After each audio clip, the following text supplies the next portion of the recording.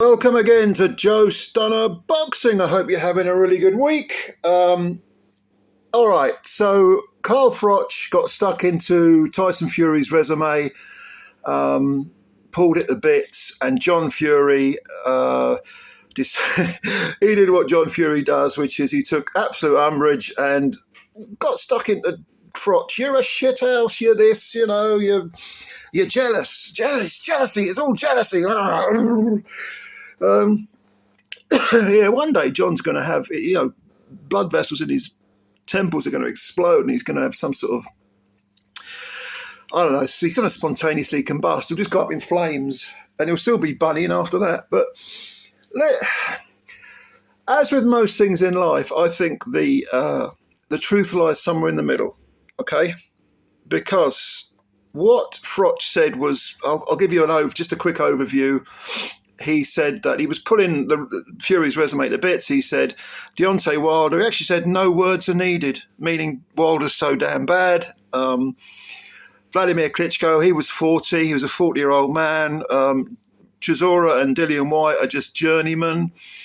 The Ngannou win was controversial. Otto Wallin, he also lost that one, according to Froch. Fury did. For some reason he mentioned Pianeta. I don't know why. He said he was second tier. I'd call him probably third tier. But anyway. And he said, what else did he say? Vladimir Klitschko was good in his day, but by the time Fury got to him, he was 40 and his trainer, Emmanuel Stewart, had died, although it bears mention that Klitschko did make successful defences with Jonathan Banks as his chief second. And Vladimir was lost and rudderless, was how he put it. It's very poetic, isn't it? Look, I think Froch is being way too harsh on Fury. And that is not to say that I'm without criticism of Fury. I'm not. I think his resume is not as thick as it should be. Because considering his age and the opportunities he's had. Now, my criticisms of Fury are that he ducked Usyk for God knows how long, and he did duck him. All the Fury fanboys, he didn't duck him. Yes, he did. Take your heads out of your asses and breathe some real air, and you'll discover that he ducked him. Look at the evidence. Likewise, I would say that his mentality, if it is his mentality, and he's not just saying this, Fury I'm talking about now, whereby Joshua got beaten twice by Usyk, therefore I don't have to fight him. You haven't beaten him. Doesn't matter if Usyk beats him 30 times, 100 times, 1,000 times. You haven't beaten him. And that is not what great fighters are made of, especially ones that say they're the greatest of not only their generation, but of all time. Okay.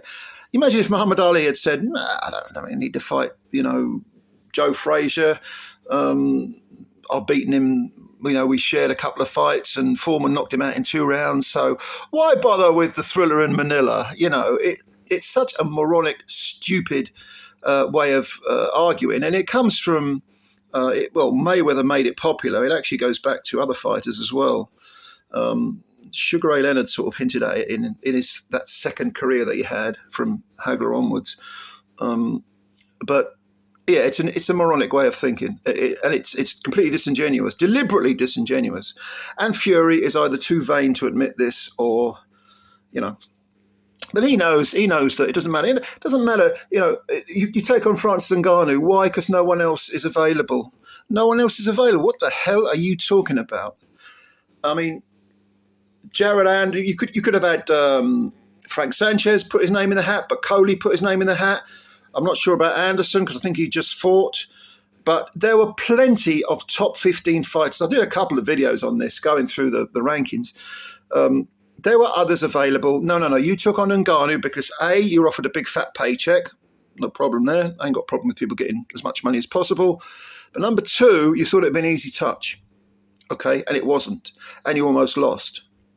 Now, having said all of that, I think Froch is being too harsh on Fury for the following reasons. Number 1, Vladimir Klitschko, all right, he was 40. He hadn't been beaten for nearly 10 years. No one else was able to go to Germany and beat him. But Fury did it. And that's a very, very good win. A very good win for Fury. Deontay Wilder. don't forget, Fury was coming back from all his little misdemeanors. He'd only had 2 fights, completely meaningless, against Pianeta and Safiri. He fought Wilder, who was undefeated, who was considered a massive banger. Fury had just lost, whatever it was, 8 stone, or whatever the hell it was. He's fighting in America. He goes over to America to do it. He draws with him, even though we know it was really a Fury win. He gets off the floor in the final round, which is one of the most extraordinary scenes I've ever seen, and actually wins the rest of the round, having been poleaxed by Wilder and previously floored in, was it the 9th round as well as the 10th round? I don't remember. As well as the 12th round? I don't remember. But no. And then in 2 subsequent fights, he beats the crap out of Wilder. No one else was beating Wilder. In fact, everyone was getting knocked out by him. Right, prior to that. So you can't pin that on Fury. You can't be wise after the event, okay? I picked Wilder to beat Fury in 2 of those fights. I picked Fury to win the 3rd one, but the first 2 I thought Wilder would win. He didn't. So you have to give Fury credit for this. As far as losing, I think Froch said he reckons Fury's lost 4 fights. Well, I don't think he lost the Ngannou fight. A lot of people do. I don't. I don't think people really know how to score a boxing match if they think that Ngannou won that fight. Yes, Ngannou was magnificent. His effort was magnificent.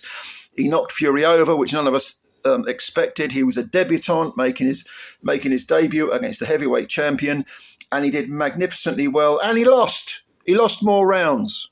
Okay, that's my view and the view of, I think, most people who know how to score a fight. It's not a slight against Ngannou, but he didn't lose. Fury didn't lose that fight. All right. He did lose the John McDermott one, the first one, in my opinion. As far as Froch says he thought Wallin beat him, I don't. I thought Fury won that fight, even though Fury was badly cut. I don't know what the other one is that Froch was thinking of, but I can't think of another occasion when you could say Fury has lost a fight. The only one I'd say he definitely lost was the first McDermott one. As far as Chisora being a journeyman, I would say gatekeeper rather than journeyman. He turns up to try to win. It's just that if you're not great, he shouldn't have been in the ring with Fury, by the way, that 3rd occasion. That was another thing. That's another black mark against Fury. This idea that Chisora was the only person available to take on Fury. What a load of shit that is. And equal in stupidity and disingenuous thinking to Fury is his little puppet master or performing monkey or whatever you want to call him, Frank Warren, who talked an absolutely unmitigated amount of crap at the time. Chisora was the only person available to take on. What on earth are you talking about? Absolute rubbish, okay? But Chisora is a gatekeeper. I wouldn't say he's a journeyman. And I certainly wouldn't say that Dillian Whyte is a journeyman. I would say that Dillian Whyte was past his best by the time Fury fought him. I would say that his chin was crumbling by the time Fury fought him. But he was mandatory contender, so you can't blame Fury for that one. He was a mandatory contender, and Fury dealt with him.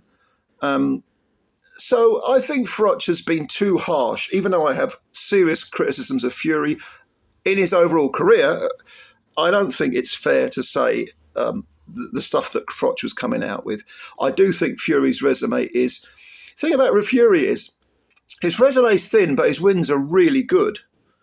So, yes, he should have fought more contenders. No, he has not proven that he's the best of his era. Never mind the best of all time. Don't give me that rubbish. Don't even go there. I mean, you really don't know what you're talking about if you say that sort of thing.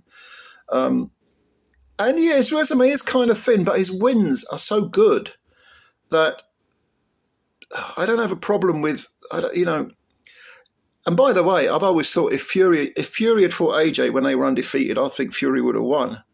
And I'm not convinced Usyk beats Fury by a long shot. I'll have to think about that one. The jury's still out in my mind on that one. But, yeah, John Fury doing his John Fury thing. Carl Froch probably stirring the pudding and trolling to some degree, although he may actually believe a lot of the stuff he came out with. There's been, friction before between Fury and Froch, and John doing his huffing and puffing and I'll blow your house down, all that sort of thing.